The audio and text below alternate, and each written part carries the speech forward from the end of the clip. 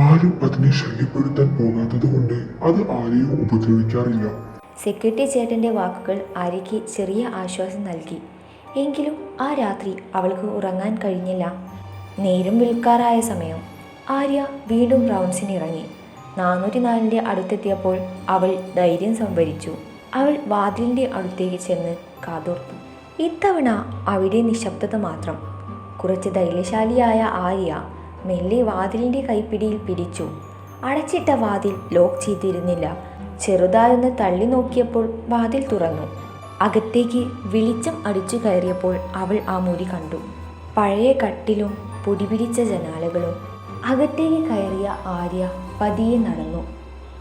മുറിയുടെ ഒരു വശത്ത് കട്ടിലിൽ ഒരു പഴയ കളിപ്പാട്ടം കിടക്കുന്നു.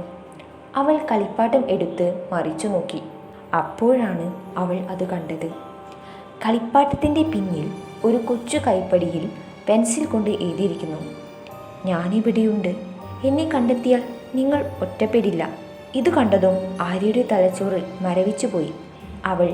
അവൾ കളിപ്പാട്ടം താഴെയിട്ട് തിരിഞ്ഞോടാൻ ഭാവിച്ചു.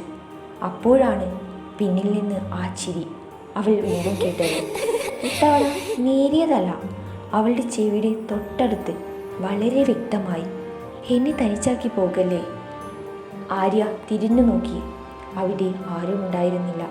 ആ നിഴൽ പതിയെ ഉയർന്നു വന്ന് അവളുടെ തോളിൽ കൈവച്ചു.